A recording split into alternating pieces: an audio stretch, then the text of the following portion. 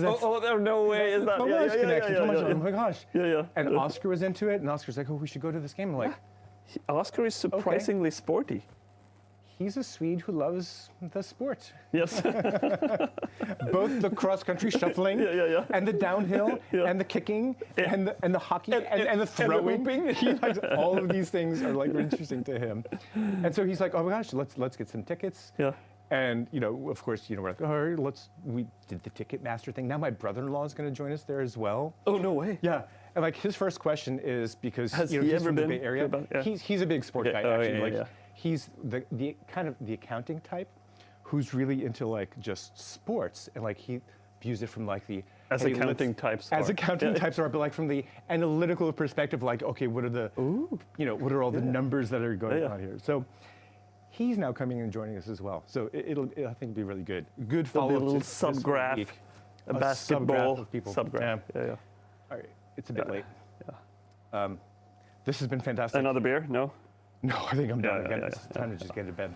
Dude, always a pleasure, my friend. All right. Let's do it. Good night. Good night. Guys, you're not done Yeah. yet. What? Fireside chat, come on, come back. We just, oh my God. Oh, that's right. There's one more. Oh. Okay, let us know when we're live. Are we, you're going to count us in? You're live. Oh, we're live. All right. All right. Hey, hello everyone. Welcome. Hello, world of nodes. Welcome to the Fireside Chat with my friend Emil. It's been a good 24 hours of amazing talks from Asia Pacific through Europe, all the way to the Americas. We've been awake for 12 years now through the whole thing. I think there are people out there who have been out with us, actually, watching the whole thing. And this now is the capstone. This is the final session. We've had 2 previous chats together. This is the final one to wrap up the entire event, which has been an amazing event. I should say, I'm ABK of Neo4j. I'm here with Emil Eifrém, CEO and co-founder. CEO, co-founder, world-class actor. Which is why this skit was so amazing. All of these things are true. Thank you so much. Very kind of you. Skål. Skål. We have had sessions covering the full range of amazing things in graphs. We've had some questions come up for Emil like over this entire 24 hours. We're going to get through the last bunch of those. A lot of really good material. If you haven't seen our previous sessions, because maybe you were asleep, those have been recorded. You can see that in addition to all the other recordings. That's going to be available on YouTube. For this Q&A session, there's still a live Slido. So Slido is the platform we were using for the Q&A. You can go out and find it if you go to the conference platform.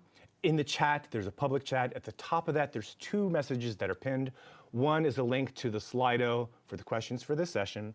The other one is for a developer survey, which we would love for you to go and fill out, add your thoughts about all the things that it asks there. And also like when there's opportunities, things that you've reflected on, like from what you've heard over this last 24 hours, reflect that in there as well. That would be really amazing. But let's get to the questions we've got here.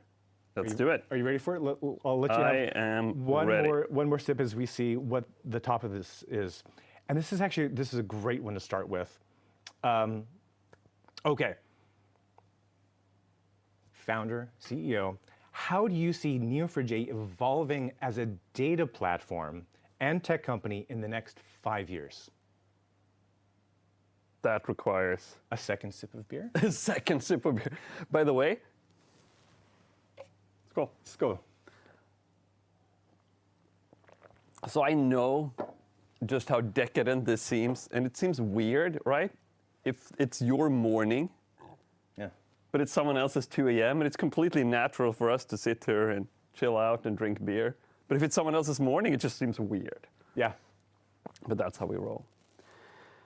Yeah, so there's a lot of components to that question, right? How will we evolve over the next 5 years? I do feel like our space broadly is at an inflection point. We just held 2 of I guess, the face-to-face versions of nodes called Graph Summit, which is our city-by-city tour. And two of them are of a bigger version than the others, one in New York, and the other one in London. And we just did them both last month, I think, in the last 6 weeks, something like that.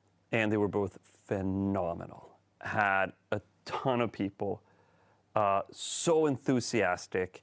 And what was striking was the breadth and the depth of use cases that people have, and how many of the people in the audience who had not just one, but two, or maybe even more projects already up and running in production. And then they had like a pipeline of many more. And that's maybe kind of along the axis of what I would call classic Neo4j or graph use cases. And then on top of that, of course, we see this big acceleration and interest to use knowledge graphs in Gen AI.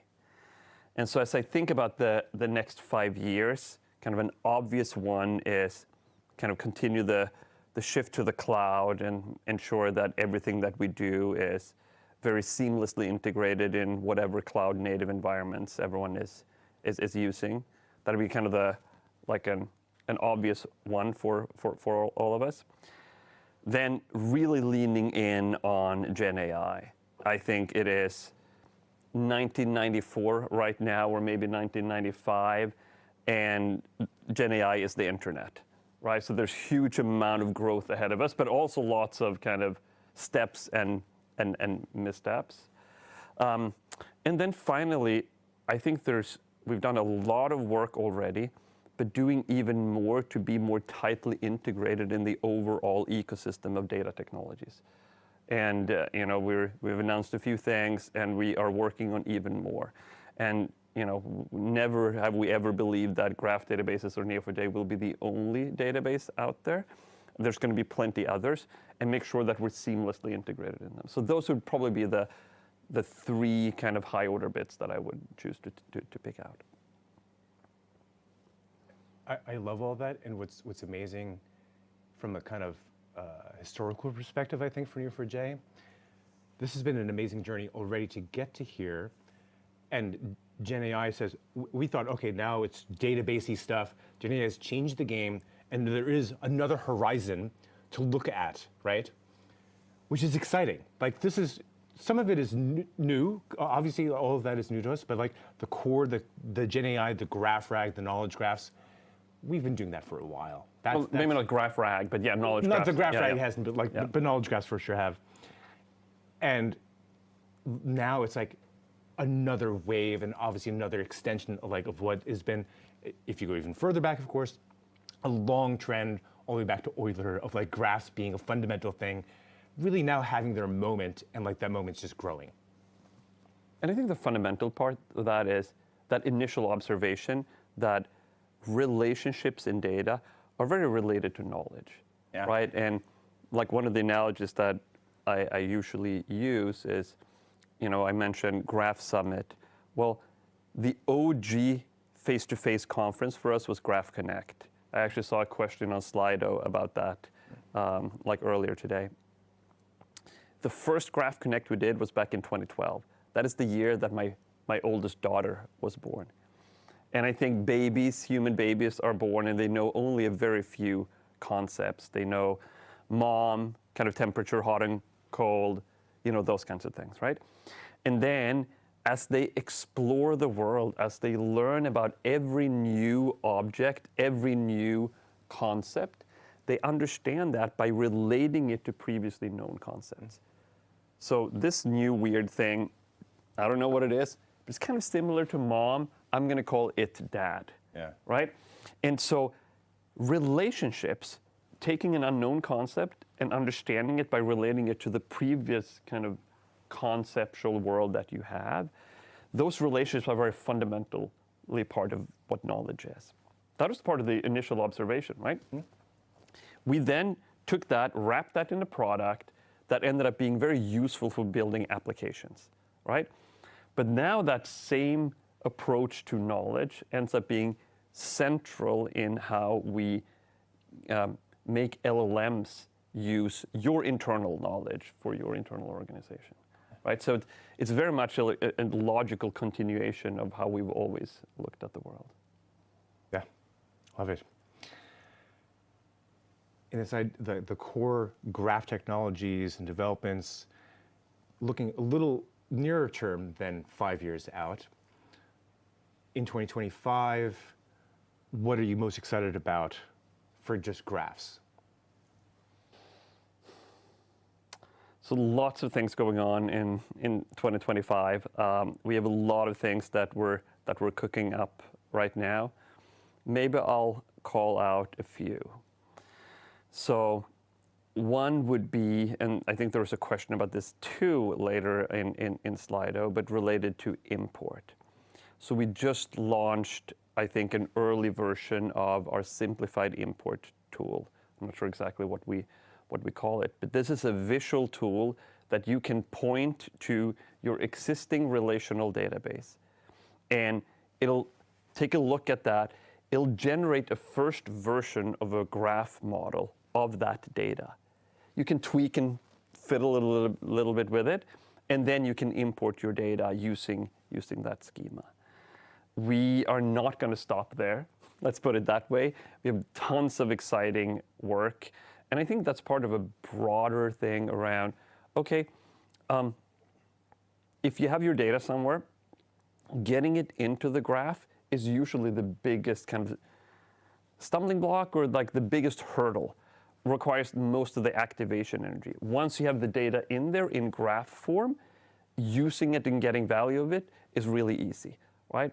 But simplifying that, and we've had Neo4j import, we have had a lot of tools in the past, load CSV in Cypher, for example, but having that visual tool, and then we can layer some Gen AI into it, and there's lots of interesting things that we're going to do with that tool. I think it's already really interesting, but there's even more fun things that we're going to do with it in 2025. So if I have to call out one thing, maybe I'll take that one. Yeah, I like that one a lot. And I think that it's almost the technological equivalent of what we sometimes talk about on a human level when people go from not yet being familiar with graphs, and then they shift over to having this graph epiphany. In a way, for me, this data import is like, okay, there's a latent graph in your data. We just have to bring it over here, and that's a bit of a hard transition. But once you've gotten it over, and it's a graph, now the fun starts. 100%. And once it's there and you start working with it, it's like, oh my gosh, the things you can do that in the previous kind of shape of the data didn't make much sense, now are amazing. So the easier that transition is, you can get quicker to the fun part of it, right? So yeah, something to look forward to. As a developer, in your heart, CEO by day, developer at night. 2 a.m., yes. Also talk show guest at night. How do you feel about today's Cypher and like writing today's Cypher? And is there a language addition that you like the most about, like the most modern kind of version of Cypher when you call out? Yeah. So I've been in previous Fireside chats, I've been picking up this favorite water bottle of mine, which says, I don't know if you can see it online, but it says parallel runtime, right? And that's an example of a feature that is not visible at all to the user, right? And I think this question was more around kind of the surface. Exactly, the surface of the language. So maybe I'll pick on QPP, which is quantified path Patterns. patterns. I was going to say path The first one expressions, that occurred to me, like, Yeah. I love it, yeah. And what this one is that, maybe I'll take the historical view of this. So we came up with the initial idea 1 trillion years ago for the property graph model, kind of infamously sketched it on a napkin on a flight to Bombay, right? The first expression of the data model, the core building blocks of the property graph model, was in Java, right? Because that's what we knew, right? And we hacked the first, prototype in Java, and we expressed it using a Java API, right? And for the longest time, certainly when you started working here in 1842. That's right, yeah. Right? Then that was all that it was, right? And then after a while, we added the kind of the RESTful interfaces, made it easy to integrate from other languages. But it was still kind of this traversal API. It was very kind of imperative in style, navigable, something like that. Navigation-centric, maybe, right? And then one guy at Neo4j, Andreas Taylor, he had grown up as a developer, but on .NET, and loved SQL Server. And he said, like, guys, we gotta have a declarative query language. Yeah. And that created like all this experimentation, and he was very central to that, but a lot of the early team was playing around with it. I'm sure you were.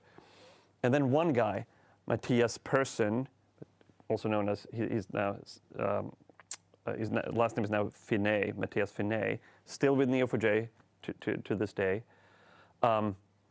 He came up with the notion of ASCII art for expressing the graph, like a minus greater than, like draws an arrow. And it's actually super weird. Now that we all see Cypher, we see these nodes and relationships. The first time you see it, it just looks very syntax heavy, I think, I found. But once you realize that the parentheses are nodes, and you draw, like these patterns emerge out of it, right? And that's been fantastic, so transformative for the entire graph world, right? Because we've opened up Cypher, we created GQual, like all of those things, right? But at the end of the day, with all its power, it's still a declarative query language. And so for the longest time, there was these edges that you could run into, and I don't mean edges as in vertices and edges, I mean edges of the capabilities that was either Cypher was too slow, right? And you had to write it in like an imperative language like Java or something like that, or there were things that you could not express. Because at the end of the day, like a declarative language is not Turing complete, as I think probably we all know. So there will be things that you cannot express. QPP is probably the single biggest step function change that I've seen, maybe ever in Cypher, in terms of closing the gap on expressiveness. And certainly, it's still declarative. It's not Turing complete. You can't do everything. There are things that you cannot express. But man, it's a massive, massive leap forward. So I'm going to choose QPP. I will give a big +1 for QPP, and I will add this little extra description of it in addition to the historical kind of how we got here. Yeah, maybe I didn't even say what it is. The fundamental action, like aside from the ASCII art, you describe patterns. It's pattern matching. And we have, prior to QPP, sometimes talked about Cypher is pattern matching for data records. The way you have regex for text, you do, if you've got data, you use Cypher. And QPP closes that gap. Right. Now it's like regex for data records. For the better or worse of like the things you can do with regex, right, is incredibly powerful, compact language. But this is a nicer version, I would say, of that, but for data writ large, right? So if you're ready to like pattern matching, this is like pattern matching. I think you're right. Up another level. It's awesome. Love it. Cool. We've gotten 3 or 4 questions in without mentioning or diving deeper into this. So, about Gen AI. Anything that runs today, it's assumed there's AI in it. This happened 2023, 24 timeframe. Oh, this is a nice, I'm sorry, this goes in a different angle suddenly. I love it. When do you think the time will come when anything that runs, it's assumed there's a knowledge graph in it? Oh. I didn't see that coming either. That was a nice little left turn in that question. Yeah.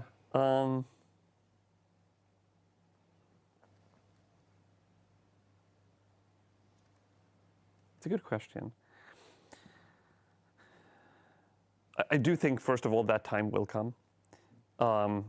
As the world is becoming more and more connected, we say here 10,000 plus people kind of at an online conference from all over the world. We're all kind of connected to this thing, and everything's becoming more and more connected. Data describes the world.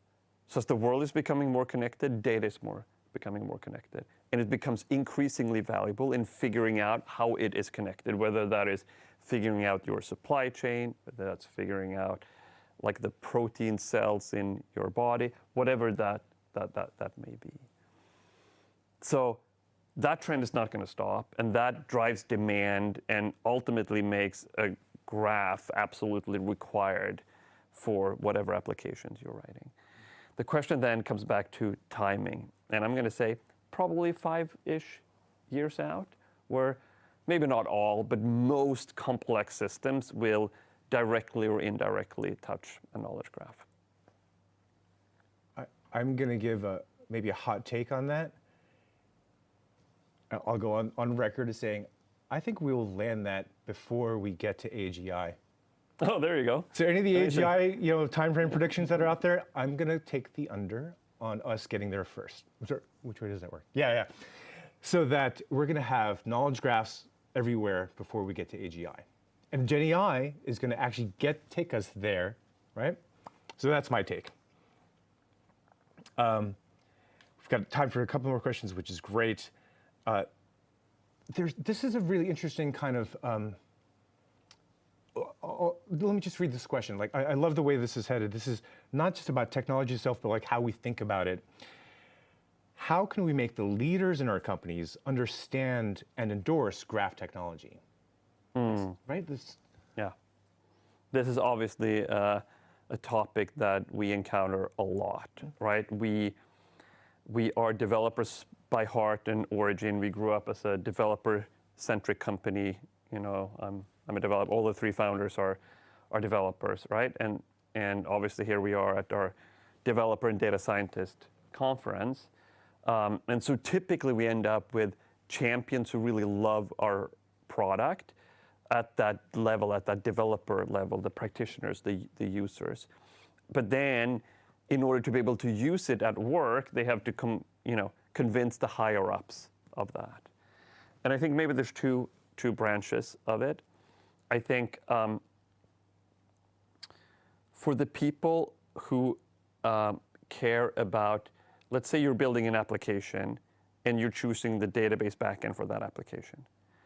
Like the business people who care about what that application does, for them, what I've found work best is what you need to do is tie unique functionality in that application to what the graph database can do.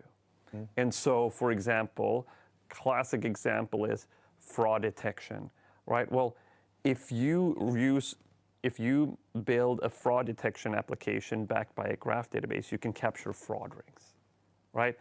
And if you are a VP of risk at a big bank, you couldn't care less about Cypher and quantified path patterns and all the lovely things that we... you should care about quantified path patterns, but you may not. All the things that we love to talk about, right? But you really care about capturing fraud rings. And so what you've done there is that you've taken the core capability and you said, thanks to this, I can build the functionality in the application that will move the needle for you. So that's one branch of kind of selling upstairs, right? The other branch is the people who are senior, so leaders, executives, but inside of IT, inside of tech, right? In your organization. And there, what I've found has been the most compelling has been honestly showing that there are, at this point, thousands of companies that rely for their everyday operation on Neo4j. Today, over 75 of the Fortune 100 use Neo4j, right? Every single one of the 20 biggest banks in North America, 8 of the 10 biggest retailers in the world, every single one of the top 10 car manufacturer, and so on and so forth, right? Just show that this is not some hipster technology, even though we sit here and we drink beer at 2:30 a.m., right? This is very grown up, mature technology that you can rely on. And I think that's by and large, I found that to be the most compelling argument for senior people inside of IT. Yeah, I like all that. I'm actually going to jump to another question, which is a variation on the same kind of line of inquiry. And this goes over to nonprofit areas and says, okay, hey, for a nonprofit that's starting to use GraphDBs, where do you think they should start? So it's a two-parter. There's that, where do you start? And what are some of the considerations, maybe even how they should grow their team? So it's both kind of an organizational change and where do you start?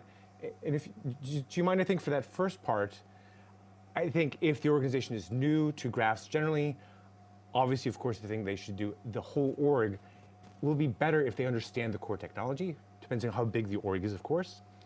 And the best way to do that, if you'll forgive the plug, you should be going to graphacademy.com.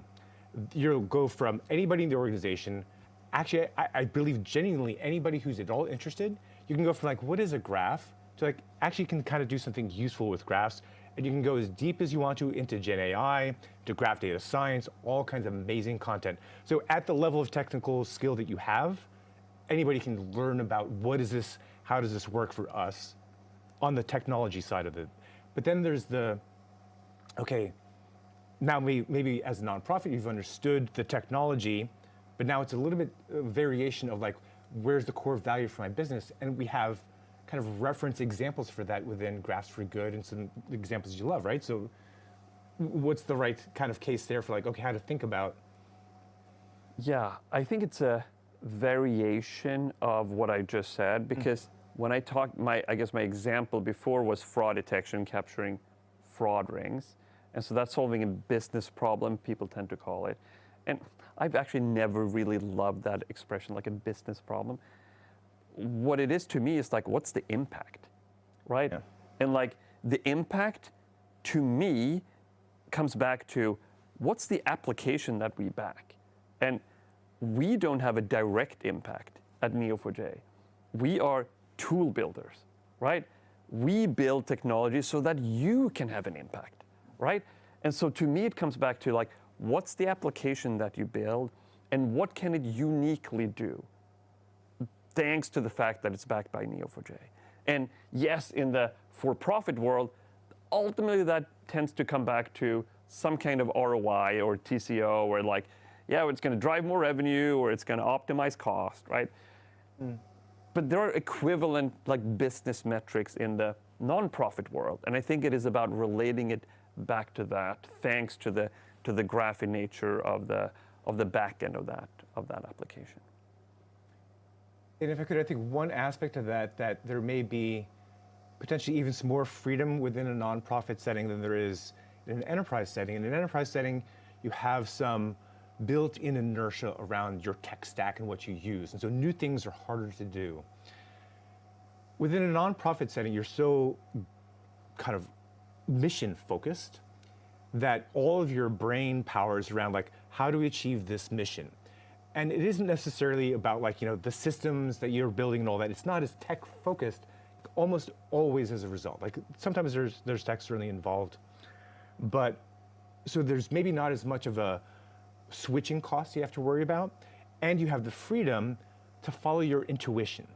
The things you understand about whatever the mission is, probably, and this maybe will go back, I will go back to enterprise at this point, there's a whiteboard friendliness. Like if you would explain the mission, the players involved, the concerns involved, just draw it out on a whiteboard, that intuition about like what matters and what doesn't matter, you'll see patterns in that you'll explain to another person. All of those map into a graph and then become something more powerful because now you have a tool that works that way. 100%. Yeah. And that whiteboard friendliness comes back to, I guess, where we started, which is when there was a question about 2025 or some of the things, and I talked about the simplified import, right? And how that gives you a visual of the graph. And you then tie that to what we internally call the graph epiphany. Yeah. That moment that we've seen so many times when like it lights up their eyes. It's like, oh, wow, this is amazing. I myself didn't know this about my data. That kind of thing, right? That graph epiphany is back to the whiteboard friendliness that we've always seen, the observation that what you drew on the whiteboard is ultimately reflected in the data in your database in the same shape that you drew it on the whiteboard. The graph epiphany, very, very powerful. Through all of this, from the enterprise side, even through the nonprofit side, the tech stack, looking into the future, thinking back on the last 24 hours, 24,000 hours, however long it's been, one thing I think that is clear throughout all of this, graphs and graph thinking change what is possible, change what you can do, change what we're doing, and is really just transformative, I think, on an individual level, on an organizational level, and is going to shape the future in ways that we don't yet know. These are my closing thoughts. You have any parting thoughts for everybody? No, well said. Cheers to that. Cheers. Fantastic nodes, everyone. It's been amazing to watch the sessions, but not just the sessions, how everyone has engaged on the platform, on Discord, community forums. So thanks everyone for paying attention, for being a part of our community. Thank you all. Bye. Cheers.